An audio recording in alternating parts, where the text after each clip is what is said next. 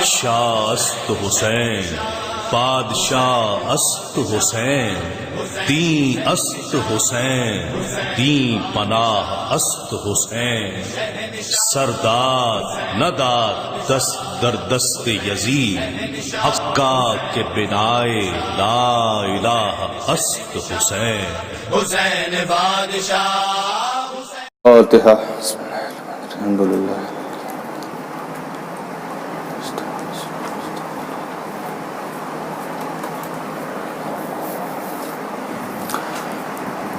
لا حول ولا قوة إلا بالله العلي العظيم أعوذ بالله من الشيطان اللعين الرجيم بسم الله الرحمن الرحيم الحمد لله رب العالمين والصلاة والسلام والتحية والإكرام على النبي وعلى إترته الطاهرين أما بعد فقد قال الله تبارك وتعالى في محكم كتابه ومتقن خطابه أعوذ بالله من الشيطان الرجيم بسم الله الرحمن الرحيم هو الذي بعث في الأميين رسولا منهم يتلو عليهم آياته ويزكيهم ويعلمهم الكتاب والحكمة وإن كانوا من قبل لفي ضلال مبين صدق الله العلي العظيم.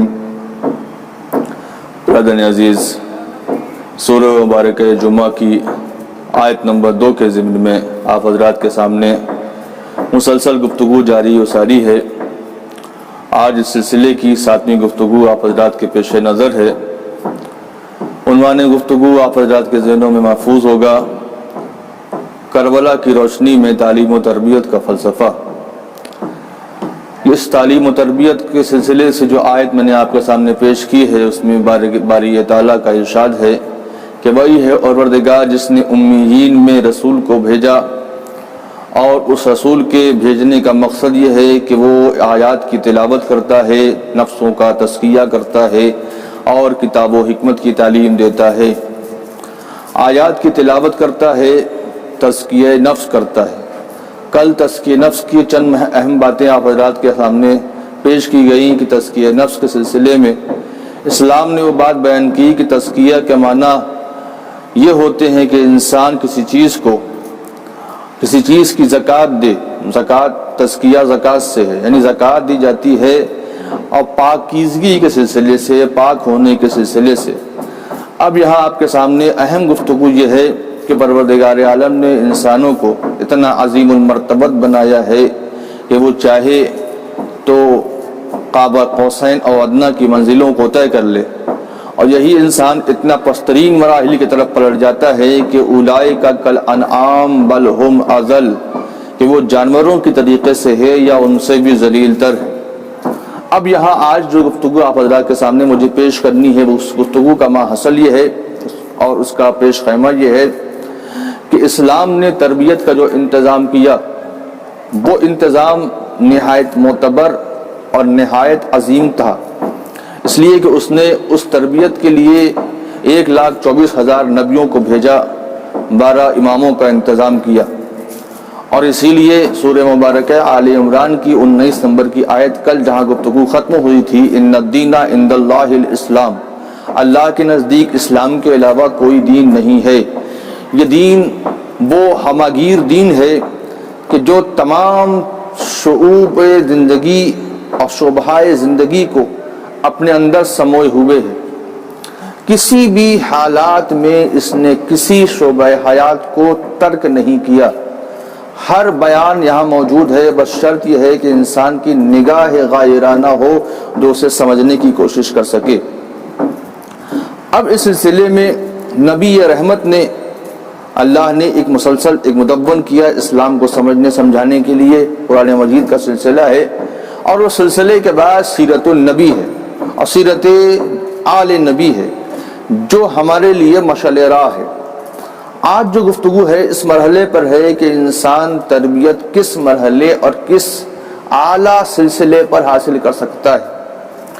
انسان کو اللہ نے 2 جنبے عطا کیے، اور اسی لیے گفتگو بھی جو ہوئی وہ ہوئی امام موسیٰ کاظم علیہ السلام فرماتے ہیں اصول کافی میں کہ اِنَّا لِلَّهِ عَلَى النَّاسِ حُجَّتَيْن، حجت ظاہرہ و حجت باطنہ، پروردگار عالم نے انسانوں کے اوپر دو حجتیں قرار دی ہیں، ایک ظاہر حجت ہے، ایک باطن حجت ہے۔ ظاہر حجت کا نام ہے جسے رسول کہا جاتا ہے، باطن حجت کا جسے عقل کہا جاتا ہے۔ اسی لیے بعض آیتوں بعض روایتوں میں آیا ہے کہ العقل رسول الباطن، عقل باطنی رسول ہے، لیکن اس عقل کو بھی رہنمائی کی ضرورت ہے۔ اب اس رہنمائی کی جو ضرورت ہے وہ ائمہ طاہرین ہے اور اہل بیت علیہ الصلوۃ والسلام ہے، قرآن مجید ہے، سیرت معصومین ہے اور انبیاء کا سلسلہ ہے۔ پروردگار عالم نے اسی لیے انسان کو دو الگ الگ جنبے عطا کیے، ایک کا نام ہے روح، ایک کا نام ہے بدن۔ روح کے لیے بھی تربیت ضروری ہے، بدن کے لیے بھی تربیت ضروری ہے۔ شرط یہ ہے کہ انسان، میں نے کل کی گفتگو میں عرض کیا تھا آپ کے سامنے کہ انسان چاہے تو وہ تربیت حاصل کر سکتا ہے، نہ چاہے تو کبھی نہیں حاصل کر سکتا، اس لیے کہ سونے والے کو جگایا جا سکتا ہے۔ کل میں نے ایک گفتگو پیش کی تھی، لیکن جو سونے کا ناٹک کیے پڑا ہوا ہے اسے جگانا بڑا مشکل ہے، اس لیے کہ وہ سو نہیں رہا ہے بلکہ سونے کا بہانہ کیے پڑا ہے۔ اب یہاں گفتگو اس مرحلے پر ہے کہ انسانیت کی مبانی یعنی جو بنیادیں ہوتی ہیں وہ تین چیزوں پر استوار ہیں۔ نمبر ایک، وہ انسان جس کی تربیت کی جا رہی ہے وہ غور و فکر کرتا ہے کسی چیز کے بارے میں۔ جیسے چھوٹا بچہ ہوتا ہے، اس سے بار بار کسی چیز کے بارے میں سوال کرتا ہے، بار بار کوئی ایسی چیز، ظاہر سی بات ہے اس نے کچھ نہیں دیکھا ہوا ہے کہ ہر چیز کی طرف لپکتا ہے، ہر چیز کو حاصل کرنے کی کوشش کرتا ہے۔ تو ہر چیز کے بارے میں انسان جس کی تربیت کی جا رہی ہے وہ کم سے کم غور و فکر تو کرے، اس لیے کہ العقل رسول الباطن، عقل باطن رسول ہے، تو اس باطن رسول کے لیے لازم یہ ہے کہ غور و فکر بھی کرے وہ۔ دوسری شے یہ ہے کسی چیز پر توجہ اور اس کی طرف میلان ہو، اس کی طرف انسان آگے بڑھے، یعنی جب انسان کسی چیز کے بارے میں سوچتا ہے تو لازمہ یہ ہے کہ اس کی طرف بڑھے، اس کو حاصل کرنے کی کوشش کرے، اس کو سمجھنے کی کوشش کرے۔ اگر کوئی تربیت کرنے والا مربی کسی انسان کی تربیت کرتا ہے تو شرط یہ ہے کہ وہ اس تربیت کے ان مبانی کو سمجھنے کی کوشش کرے جس کے ذریعے سے اس کی تربیت کی جائے گی۔ تیسری اور اہم بات جو انسان پر لازم آتی ہے وہ یہ ہے کسی امکانی چیز کو اپنے اختیار میں لے لینا، یعنی تربیت حاصل کرنا چاہتا ہے تو اس کے لیے کیا ضروری ہے کہ جو چیز ممکن ہے اس کے لیے، جو چیز امکانی کیفیت میں ہے، اس کو لازم یہ ہے کہ ان چیزوں کو حاصل کرے اور ان کو اپنے کنٹرول میں لے لے اور سیکھنے کی کوشش کرے کہ وہ کیا کرنا چاہتا ہے۔ اسلام وہ ہمگیر مذہب ہے جس نے تربیت کے لیے کچھ مبانی، کچھ بنیادیں ترتیب دی ہیں۔ انہی بنیادوں کو عرض کر کے ربط مسائب اور ختم و دعا۔ نمبر ایک بنیاد یہ ہے کہ انسان ایک ایسا وجود ہے جو روح اور بدن سے منسجم ہے، یعنی انسان اگرچہ روح ہے بدن نہیں ہے تو بھی انسان نہیں ہے، اور اگر بدن ہے روح نہیں ہے تو بھی اسے انسان نہیں کہا جاتا۔ تو لہٰذا کہنا پڑتا ہے کہ انسان روح اور جسم کے انسجام کا نام ہے، جسم اور روح کے میلان کا نام ہے، اور جب تک ان دونوں عنصروں کی تربیت نہیں کی جائے گی تربیت مکمل نہیں ہوگی۔ دنیاوی مذاہب فقط ظاہر کی تربیت کرنے کے بارے میں گفتگو کرتے ہیں، باطن پہ کوئی غور نہیں ہے۔ اسلام نے آواز دی کہ ہم باطن کو بھی سنوارنے کے لیے ائمہ اہل بیت اور انبیاء کا سلسلہ رکھیں گے تاکہ تمہارا ظاہر بھی سنور جائے اور تمہارے باطن کی بھی تربیت ہو جائے۔ دوسری بات یہ کہ انسان سے سچا کمال اس وقت مربوط ہوتا ہے جب وہ تدریجی انتظام کرے اور ایسا عمل کرے جو اس کی روح اور بدن کی قابلیتوں سے مناسبت رکھتا ہو، یعنی جب وہ تدریجی طور پر اسٹیپ بائی اسٹیپ ترقی حاصل کرنا چاہتا ہے تو اس پر لازم یہ ہے کہ ان ترقیات کے راستوں کو حاصل کرنے کے لیے، ان مدارج کو حاصل کرنے کے لیے وہ راستوں کی تلاش کرے اور راستوں کو حاصل کرے تاکہ ان مدارج اعلیٰ تک پہنچ سکے۔ تیسرا مبانی، تیسری بنیاد جو بتائی گئی تربیت کے لیے اسلامی نقطۂ نظر سے، وہ یہ ہے کہ اعمال اختیاری، جو اس کا اختیاری اعمال ہے، یعنی انسان کو اللہ نے مجبور خلق نہیں کیا، مختار پیدا کیا ہے۔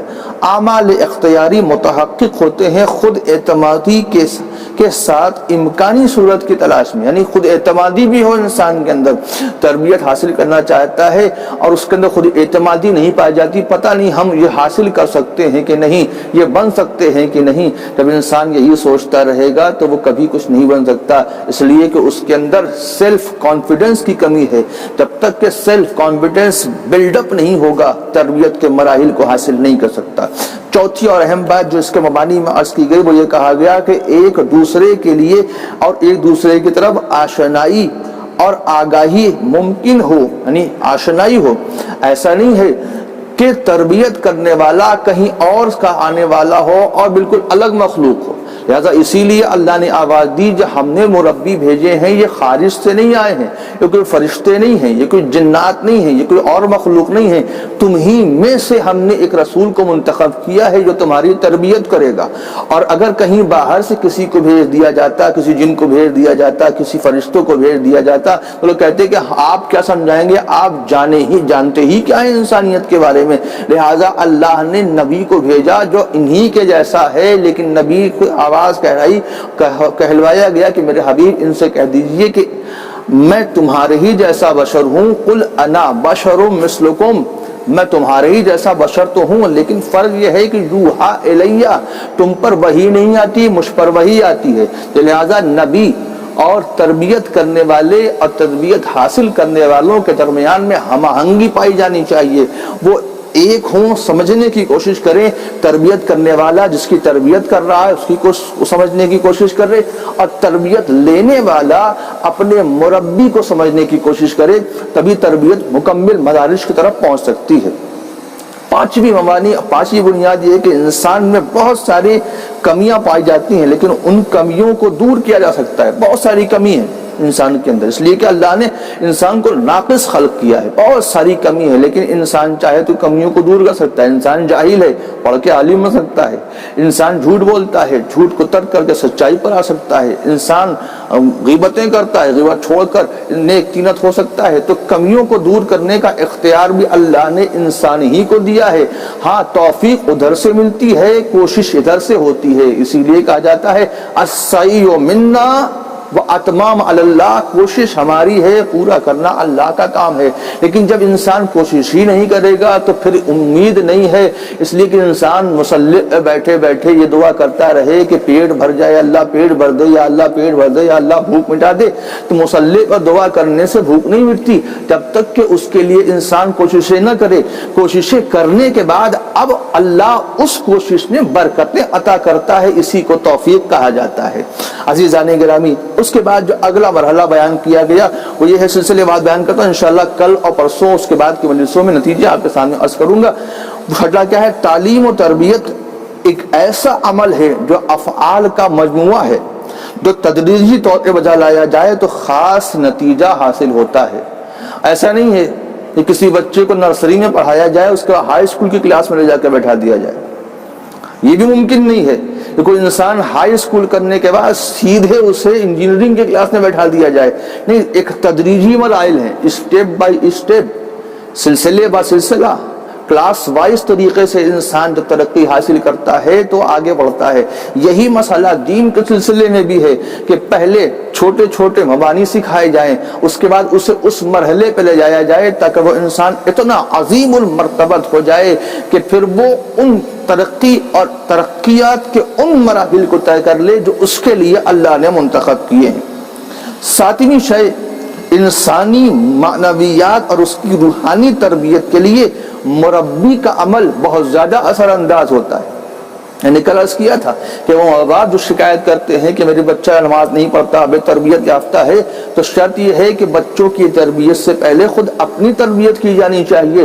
اگر تربیت کرنے والا بے تربیت یافتہ ہے تو اولادیں بے تربیت ہوتی ہیں، اور جب تک کہ وہ صاحب تربیت نہیں ہوتا اولادیں کبھی تربیت یافتہ نہیں ہو سکتی۔ شرط یہ ہے کہ مربی جو ہے تربیت کرنے والا خود اپنی تربیت پہلے کرے، اپنے آپ کو سنبھالنے کی کوشش کرے، خود نماز پڑھ لے، خود مصلی بچھا لے، خود روزہ رکھ لے، خود جھوٹ نہ بولے، خود مکاری نہ کرے۔ اب جو کہے تو پھر اس بات کا اثر بھی پیدا ہوتا ہے۔ اس کے بعد جو 8ویں چیز بیان کی گئی وہ یہ کہا گیا کہ بے شک تعلیم و تربیت کلی طور پہ اختیاری عمل ہے، لیکن اختیاری عمل کا ایک دوسرا عنصر بھی ہے، اور اسی عنصر کو بیان کر کے میں آپ کو گفتگو رکھتے مسائل پر طرف لانا چاہتا ہوں۔ دوسرا عنصر یہ ہے کہ اللہ نے انسان کو اختیار تو دیا لیکن کلی اختیار نہیں دیا۔ جب پوچھا گیا کہ کیا ہے جبر، کیا ہے تفویض، کیا ہے، تو امام صادق علیہ السلام نے فرمایا کہ انہ امر بین الامرین، دو امروں کے درمیان میں ایک امر ہے۔ اس امر کو سمجھانے کے لیے آپ کے سامنے ایک چھوٹا سا واقعہ امیر المومنین کا پیش کرنا چاہتا ہوں۔ امام المتقین کھیت میں پانی دے رہے ہیں، یہودی کے کھیت میں، بتانا ہے دنیا والوں کو دیکھو محنت سے باز نہ آنا، کام کرنا، اور کائنات کا امیر یہودی کے کھیت میں کام کر کے دنیا والوں کو بتا رہا ہے کہ دیکھو کام میں شرمندگی پیدا نہ کرنا، جو کام بھی محنت کا ہو اسے کرنے میں شرمندگی نہیں ہونی چاہیے۔ سوال کرنے والا سوال کرتا ہے یا امیر المومنین یہ بتائیے کہ اللہ نے انسانوں کو مجبور پیدا کیا ہے یا مختار پیدا کیا ہے؟ امام نے پتہ سوال کیا یہ بتا تفصیلی جواب دوں یا مختصر جواب دوں؟ ظاہر ہے امام بھی کام پہ تھے، وہ شخص بھی راستے میں جا رہا تھا، تو امام نے آواز جب کہا تو اس نے آواز دی مولا اجمالی مختصر جواب دیجیے کہ اللہ نے ہمیں مختار پیدا کیا ہے یا مجبور خلق کیا ہے؟ امام نے کہا کہ دیکھ سب سے پہلے اپنا ایک پیر اٹھا لے۔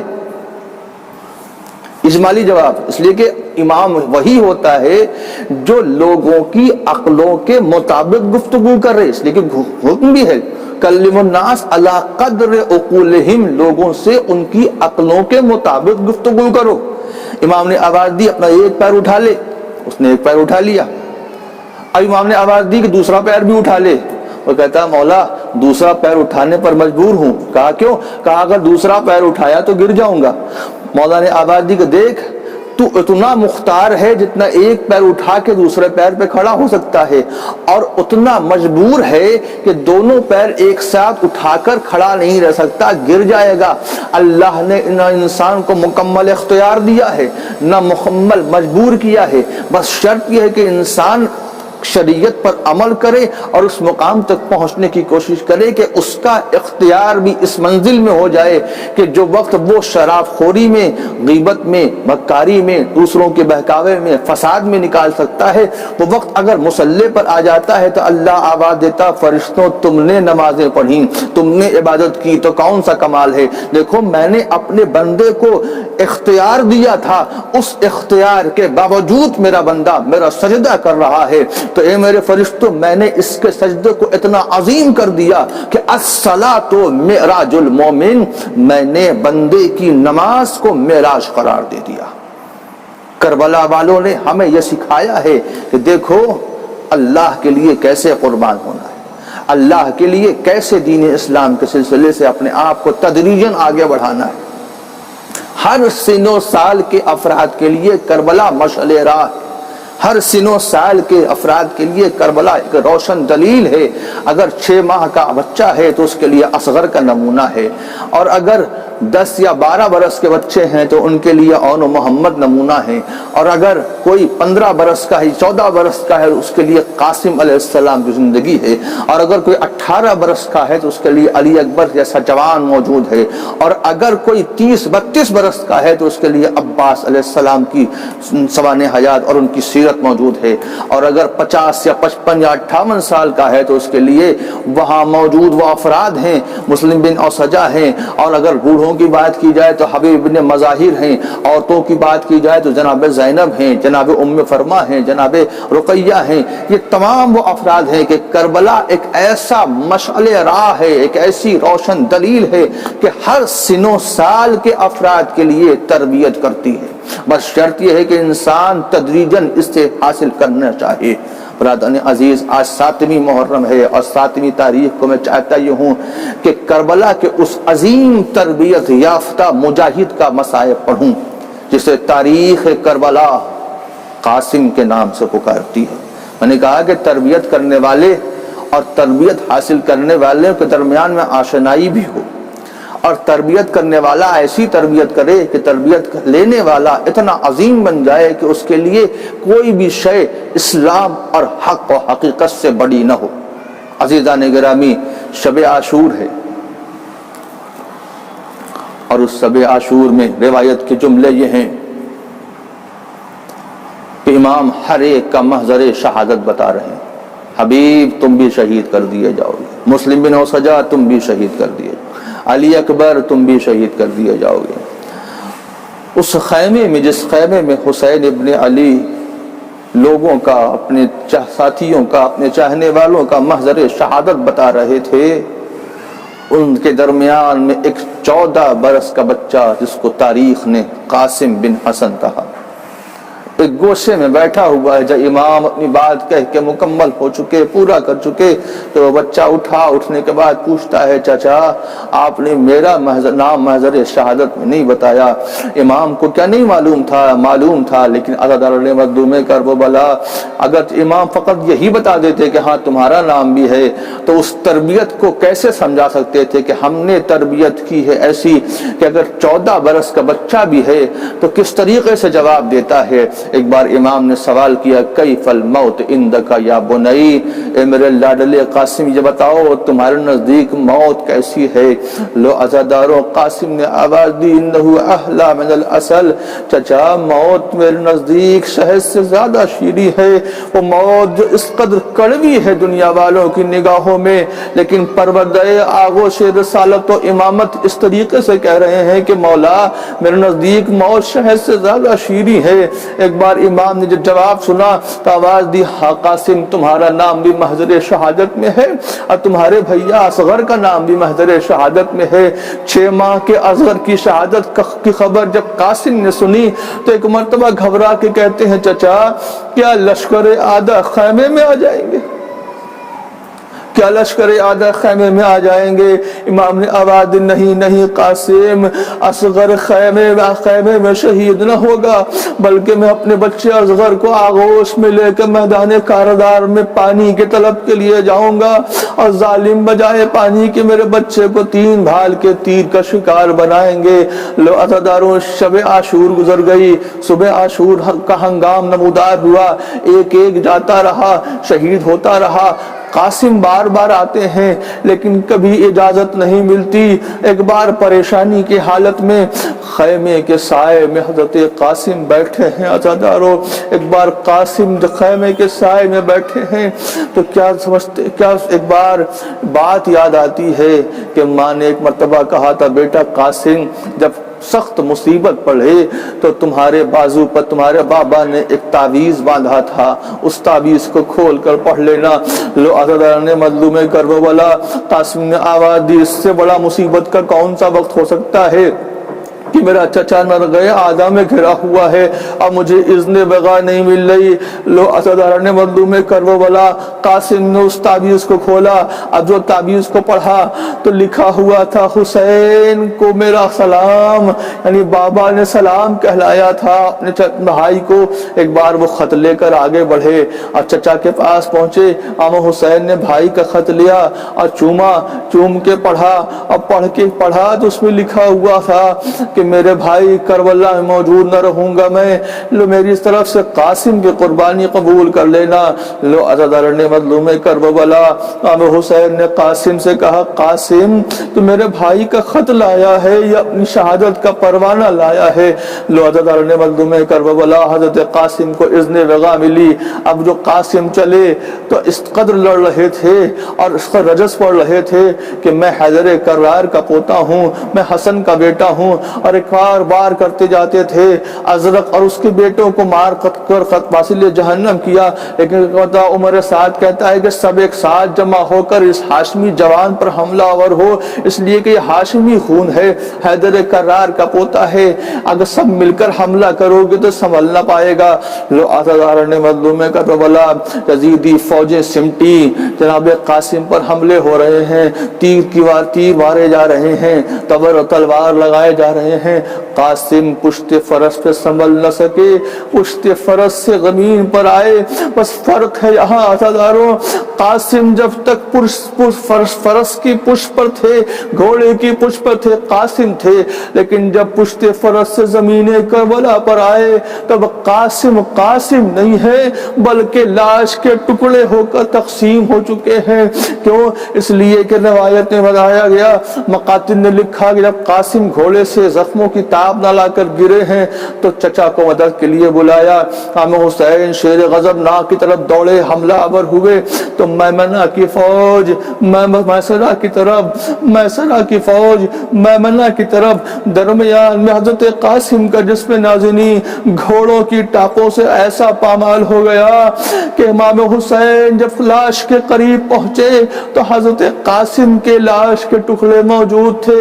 جناب قاسم کی لاش کے ٹکڑوں کو امام نے عبا کے دامن میں اٹھایا اور خیام میں لا کر رکھا۔ بیویوں نے کہا آقا قاسم کا جنازہ کہاں ہے؟ امام نے آواز دی یہ گٹھڑی ہے جس نے میرا بھتیجا قاسم حسن کی آخری نشانی۔ وآخر دعوانا الحمدللہ رب العالمین وَسَيَعْلَمُ الَّذِينَ ظَلَمُوا أَيَّ مُنْقَلَبٍ يَنْقَلِبُونَ۔ پالنے والے ہماری اس ادنا سی عبادت قبول فرما، عزا اور اہل عزا کی حفاظت فرما، جہاں جہاں مومن و مومنات ہم سب کی حفاظت فرما، پروردگار ہمیں زمانہ کے ظہور میں تعجیل فرما، اور ہم سب کا شمار ان کے ناصر و مددگار نے فرما۔ الہی آمین۔